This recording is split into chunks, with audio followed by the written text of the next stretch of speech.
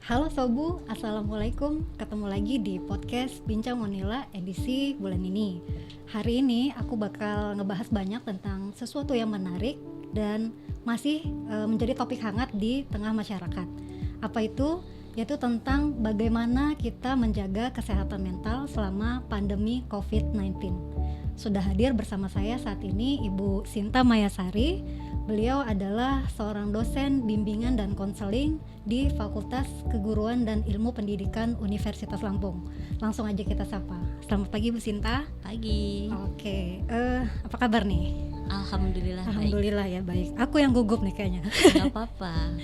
Mulai dari perkenalan dulu aja ya Bu ya. Oke. Bisa dari nama lengkap dan kesibukan saat ini apa?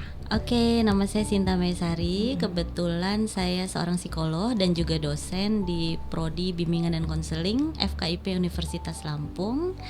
Kemudian kalau sekarang kesibukannya sih masih sama, mengajar, cuma metodenya aja yang berubah. Jadi kita kan lebih banyak kuliah online, bimbingan online dan sebagainya. Selain itu di Himpunan Psikologi juga saya jadi wakil ketua di wilayah Lampung. Oh, wakil ketua. Oke. Jadi pas lah ya dengan tema kita. Insya Allah pas. Oke, kita sekarang masuk ke perbincangannya aja ya. Ini masih terkait dengan COVID-19.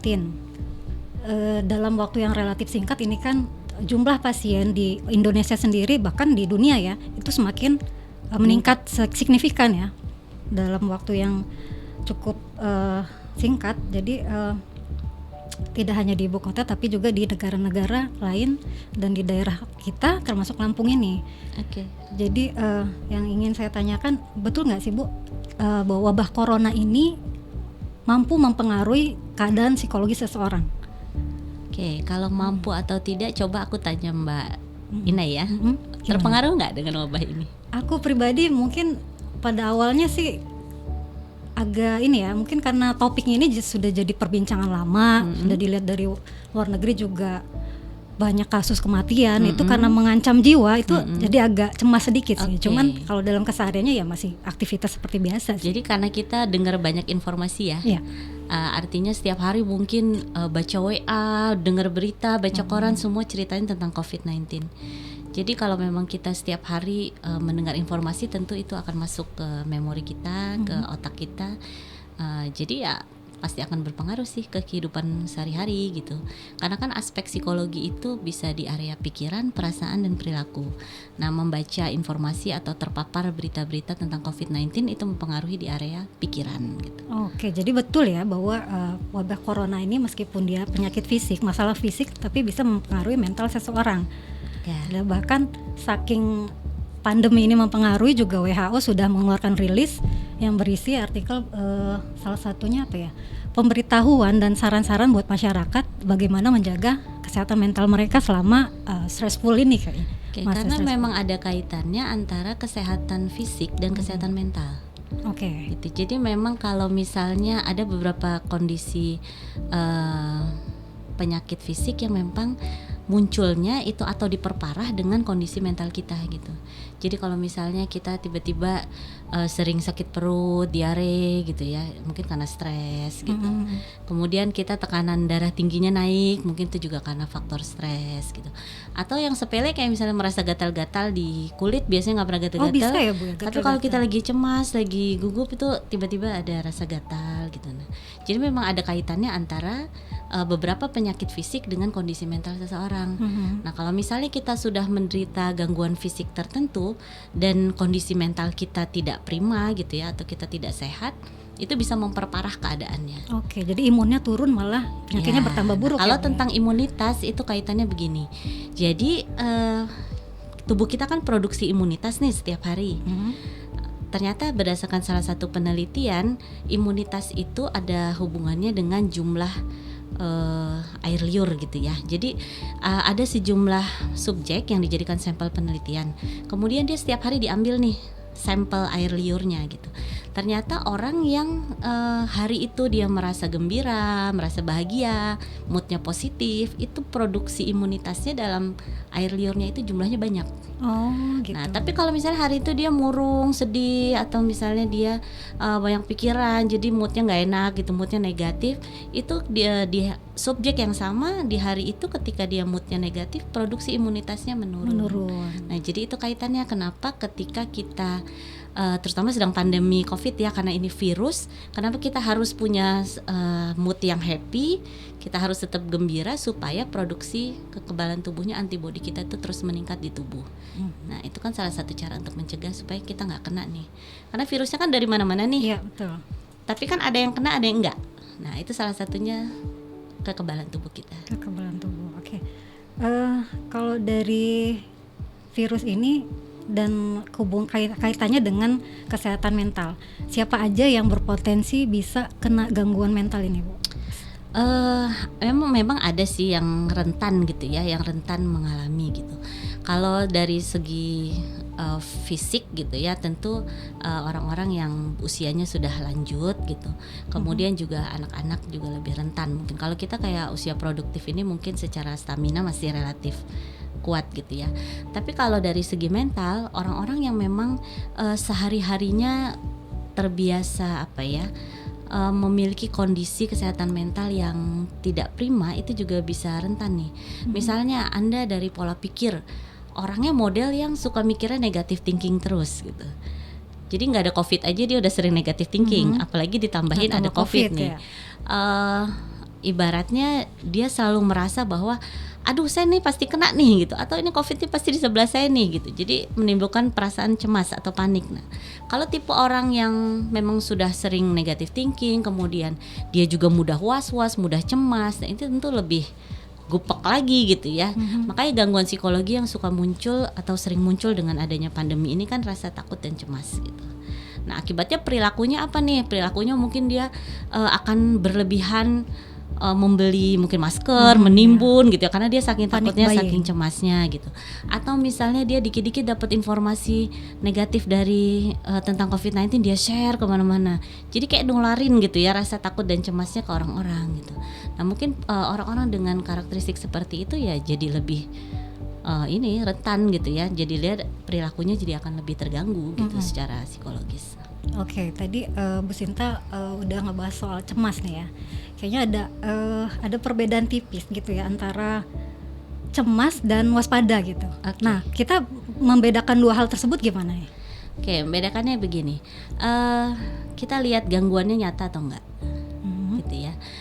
Jadi ada orang yang kalau misalnya gangguannya nyata nih, tapi saya nggak pakai contoh COVID lah ya, mungkin misalnya atau COVID, ya boleh lah COVID karena temanya COVID.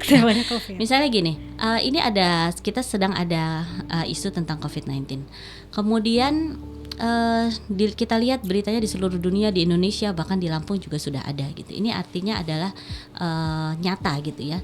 Tetapi ternyata kita itu mengikuti anjuran pemerintah nih, kita sering di rumah atau kita menghindari aktivitas dengan di luar rumah, atau kita menghindari orang yang sakit, kita pakai masker, kita rajin cuci tangan gitu. Tapi kalau kita sudah melakukan upaya perlindungan diri dan kita masih terus merasa cemas, nah ini baru cemas beneran nih. Artinya cemasnya nggak rasional gitu. Nggak bisa dikontrol. Nggak rasional itu harusnya Anda kalau sudah melakukan perlindungan diri kan menurun nih rasa cemasnya, karena kita melakukan counter kan gitu dari ancaman yang kita anggap ada dan nyata. Nah, kalau waspada ya berarti kita sudah melakukan tindakan-tindakan perlindungan diri dan kita berkurang cemasnya gitu. Jadi sebenarnya kan kalau orang cemas itu obatnya adalah bertindak gitu. Karena cemas itu kan biasanya dari pikiran ya, pikiran-pikiran yang nggak rasional. Tapi nggak rasional itu misalnya saya berpikir saya pasti kena gitu. Tapi misalnya saya itu ternyata bukan tenaga medis loh yang tiap hari misalnya berinteraksi langsung dengan pasien COVID-19 gitu. Atau misalnya saya juga banyak berdiam diri di rumah, tidak menggunakan transportasi umum, atau saya tidak pergi ke kerumunan gitu ya. Nah, kalau misalnya kita tidak melakukan itu tapi kita masih cemas, nah ya mungkin kita memang tipe pencemas gitu. Tapi kalau misalnya kita ada ancaman dan kita melakukan tindakan untuk mengurangi rasa cemas itu, ya berarti itu lebih bagus gitu. Jadi kita harus punya dua pilihan juga ya dalam menyikapi kalau apapun hidup ini pilihannya 3. Apa tuh? Kita terima sesuatu terjadi, atau kita lakukan perubahan kalau misalnya kita nggak mau terima, atau kalau kita sudah tidak bisa terima, tidak bisa rubah, ya kita tinggalkan. Oke. apapun masalah Anda gitu.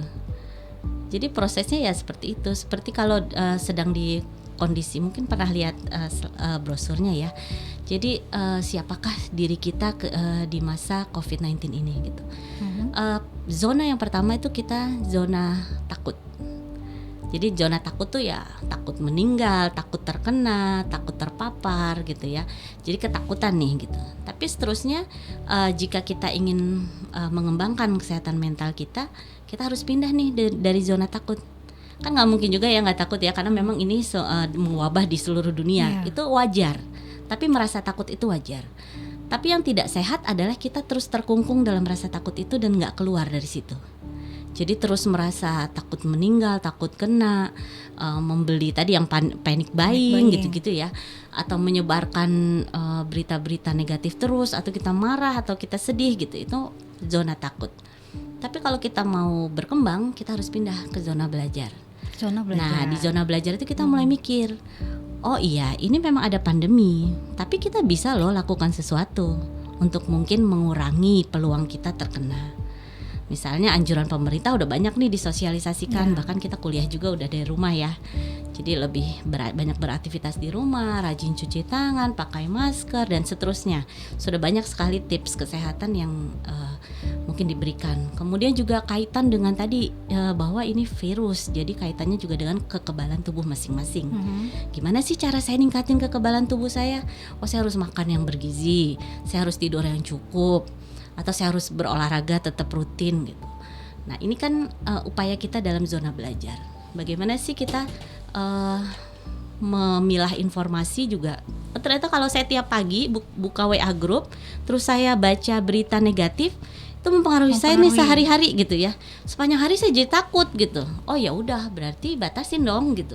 Batasin informasi tersebut gitu. Nggak usah Anda tiap hari bahkan mencari searching gitu ya, bahayanya COVID-19 buat apa. Terobsesi cari berita. Nah, itu malah makin cemas kan. Kita nggak mau pindah nih ke zona belajar. Di counter, gimana sih cara menghadapinya? Atau kita ya udah stop dulu, baca berita tuh sekali aja lah sehari, cukup tahu perkembangannya aja. Membatasi, seperti tadi ya, membatasi dan mengurangi dan memilih sumber yang terpercaya. Karena kan banyak juga sebenarnya berita yang nggak valid gitu ya, tapi kita tetap percaya. Nah, itu yang kita lakukan di zona belajar. Kemudian kita bisa pindah lagi setelah itu ke zona bertumbuh.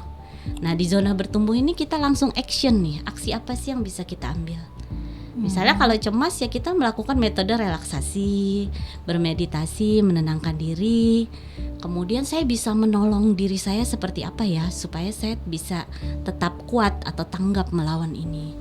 Ya tadi kita lakukan banyak tindakan untuk menjaga kesehatan. Atau bahkan misalnya kalau kita mau lebih bertumbuh lagi, oh ternyata masyarakat banyak yang susah loh terdampak dengan kondisi COVID-19. Saya bisa melakukan apa nih? Mungkin saya menggalang dana, saya memberikan bantuan, saya membuat psikoedukasi atau apa. Jadi apa sih yang bisa kita lakukan untuk masyarakat? Nah, itu lebih sehat lagi mentalnya. Oke, jadi ada 3 ya. Jadi dari zona takut, dari zona belajar, zona bertumbuh ya. Oke. Jadi mau kayaknya dari zona-zona itu kan menghindari, artinya kan supaya kita tidak stres. Oke. Tidak mulai dari cemas, stres atau bahkan sampai depresi lah ya. Terus kalau dari stres itu sendiri, stres itu kan tidak serta-merta langsung timbul gitu ya. Mungkin ada stres yang mungkin tekanan yang berat atau apa gitu. Terus kapan kita tahu kalau kita mengalami gangguan mental? Oke, gangguan mental banyak ya. Ya. Jadi kalau baca buku gangguan mental tebal sekali, diagnosisnya akan banyak sekali. Cuma mungkin ini dipersempit ke stres kali ya.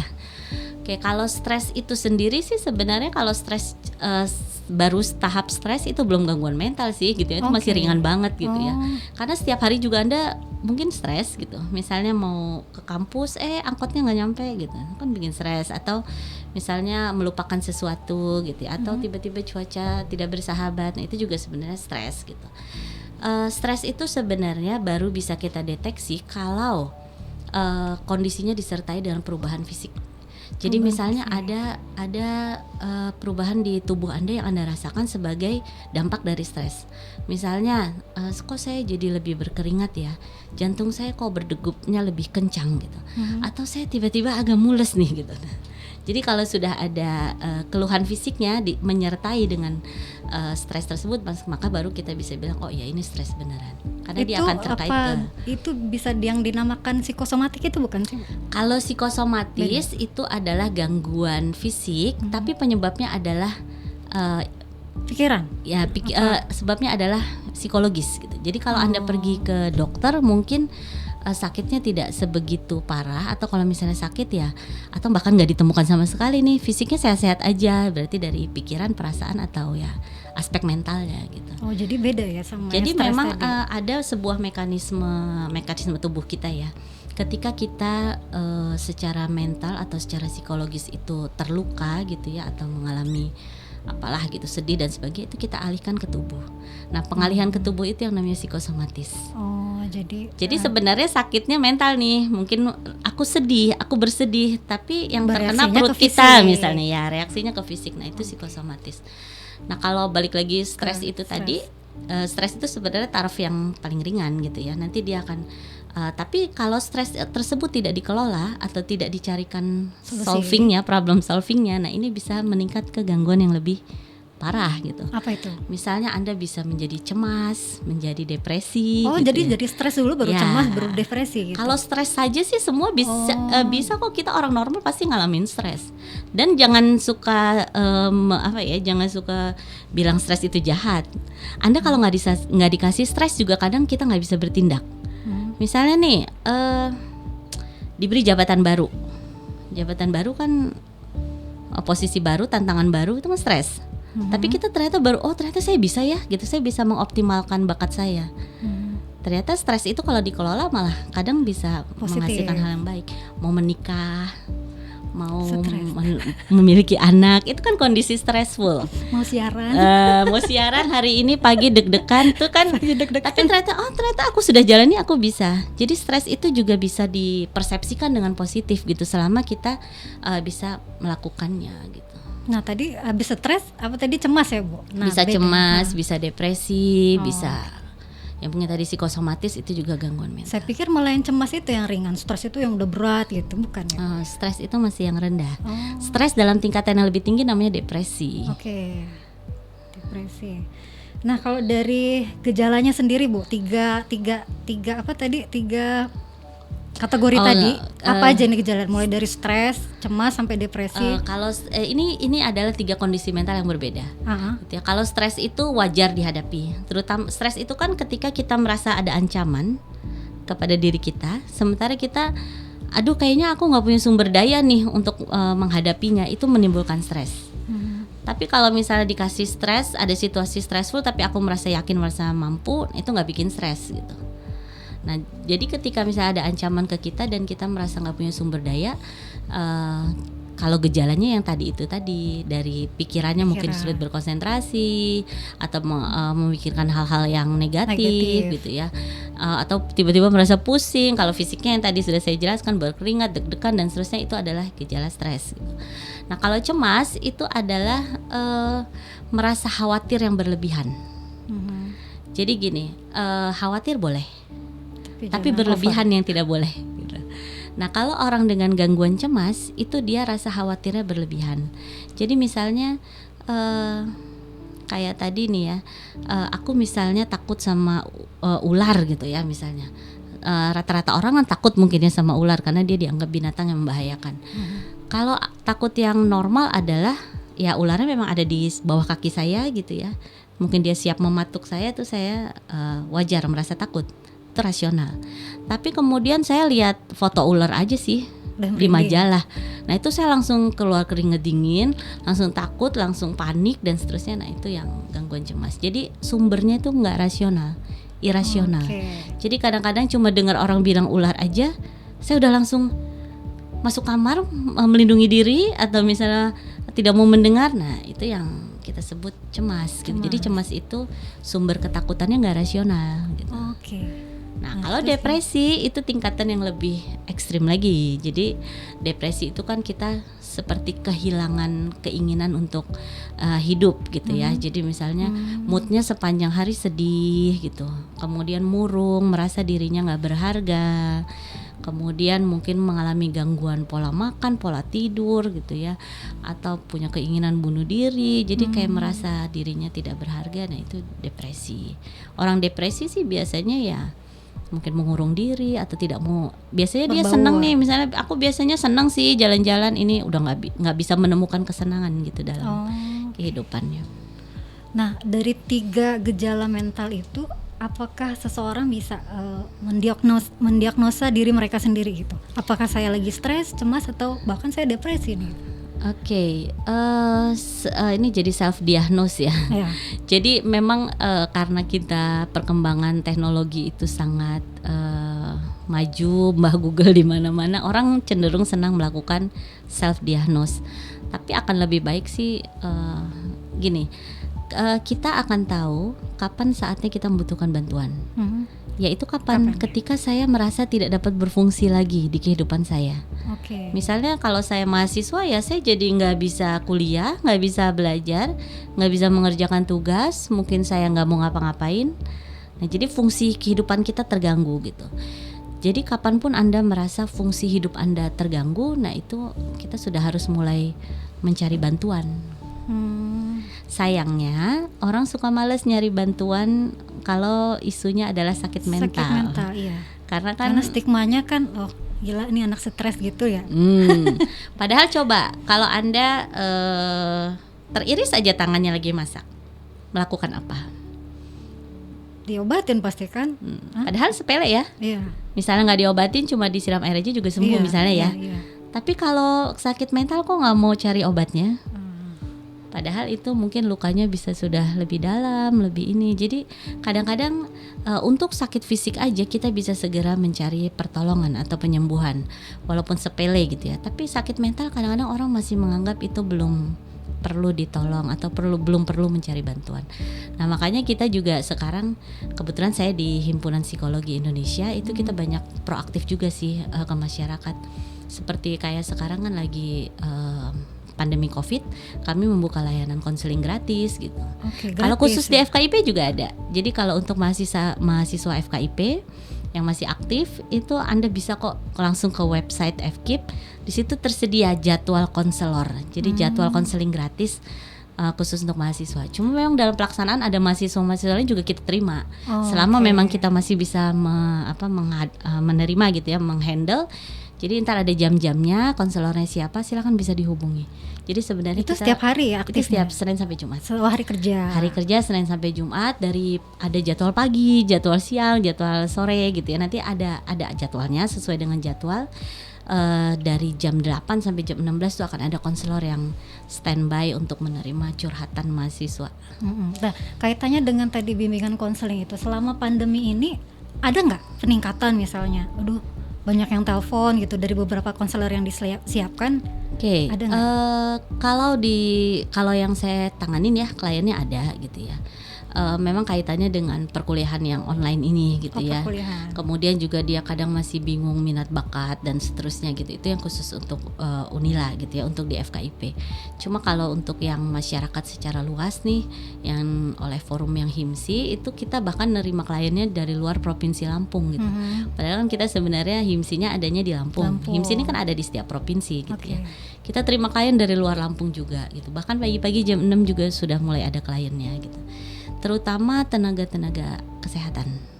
Jadi banyak beberapa teman sharingnya kliennya adalah tenaga kesehatan yang memang setiap hari harus menghadapi di lokasi pekerjaannya ya.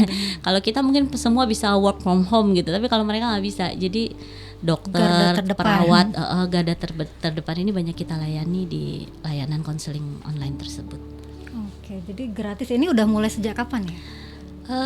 Udah sekitar, kalau yang FKIP mungkin sebulan sudah ada, bulan ini baru sudah. Ini artinya selama COVID ini memang diadakan secara online. Memang memang khusus untuk, kalau yang HIMSI memang khusus untuk penanganan online, onlinenya untuk tanggap COVID. Kalau yang FKIP emang dibuka untuk mahasiswa gitu. Sebelumnya kita live kan, jadi ada unit di FKIP itu namanya UPKT gitu. Jadi unit pelayanan konseling terpadu itu memang menerima klien mahasiswa gitu. Sebelumnya kita head to head gitu ya, ketemuan gitu, tapi karena tatap muka langsung muka langsung. Tapi karena sedang pandemi jadi kita bukanya online. Jadi itu teknisnya gimana nih? Kita hubungi nomornya, nanti tergantung Ya, jadwalnya siapa gitu nanti hari ini. ada kalau buka website FKIP itu nanti sudah ada linknya di situ. Oh, linknya. Jadi ada jadwal psikolognya dan konselornya gitu. Nanti kita klik aja linknya, nanti ada isi identitas, nanti udah langsung bisa terhubung ke WA dari konselor sama psikolognya. Oke, jadi kalau dari sesi konsultasinya berapa menit biasanya? Satu sesi itu kita durasikan sekitar 45 menit. 45 menit. 45 menit. Kalau misalnya menurut tenaga ahlinya, konselor atau psikolognya membutuhkan konseling lanjutan, maka akan dijadwalkan lagi. Jadi tergantung nih, masalah orang kan belum tahu ya. Iya, iya. Tapi untuk satu kali konseling, untuk pertama kali kita siapkan 45 menit 45 dulu menit. untuk menggali masalahnya. Kalau 45 menit nggak selesai, kita akan tambahkan lanjut. di sesi berikutnya. Oke, lanjut ke pertanyaan berikutnya ya. Kaitannya dengan online lah ya, online dan sebagian pekerja sudah work from home. Itu kan sudah diberlakukan pemerintah sudah sejak lama. Pasti kan ada dampaknya nih Bu, apalagi kita situasinya kan nggak tahu nih sampai kapan gitu, masih tanda tanya, dan ini juga cukup membahayakan karena mengancam jiwa. Pasti ada dampak jenuh gitu kan. Gimana cara kita mengatasi supaya kita nggak jenuh, kita nggak stres, cemas, bahkan sampai depresi nanti? Oke. Tadi kan ada 3 zonanya ya. Sebenarnya kan kalau kita mengikuti ritme zona itu kan merasa takut tuh hanya di awal. Nah kalau jenuh ini beda lagi nih. Ini kan sudah kita lalui, jadi kita mungkin mengulang-ulang hal yang sama. Jadi baru terasa jenuh. Nah karena kalau jenuh itu kan sebabnya karena sudah gitu-gitu aja ya, tidak ada variasi, ya obatnya divariasikan kegiatannya gitu. Jadi memang ketika sebenarnya yang disarankan ketika pandemi ini, walaupun kita bekerja dari rumah, belajar dari rumah, beribadah di rumah gitu ya, tetap usahakan aktivitas Anda senormal mungkin, tetapi dengan tetap melindungi diri gitu. Jadi susun aja jadwal yang biasa kita lakukan nih sehari-hari, tapi tetap perhatikan keamanan diri nih. Misalnya biasanya aku olahraga sih pagi, tapi olahraganya di GSG gitu misalnya, atau di seputaran jalan raya. Nah sekarang kan bisa dipindahkan aktivitasnya jadi dilakukan dalam rumah, tapi tetap dilakukan gitu.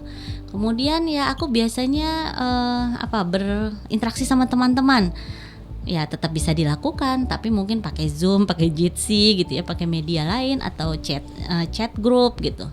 Jadi sebenarnya sih Anda tetap bisa melakukan berbagai hal yang sebelumnya kita lakukan, tapi dalam lingkup yang medianya aja yang diakalin gitu, disesuaikan dengan kita harus lebih banyak di rumah gitu. Nah terus ternyata dalam situasi seperti ini ada juga beberapa orang yang ternyata malah bisa melakukan hal yang sebelumnya nggak bisa dilakukan. Apa tuh contohnya? Contohnya biasanya saya nggak pernah masak. Tapi karena di rumah jadi aneka resep itu bertaburan loh di timeline ya.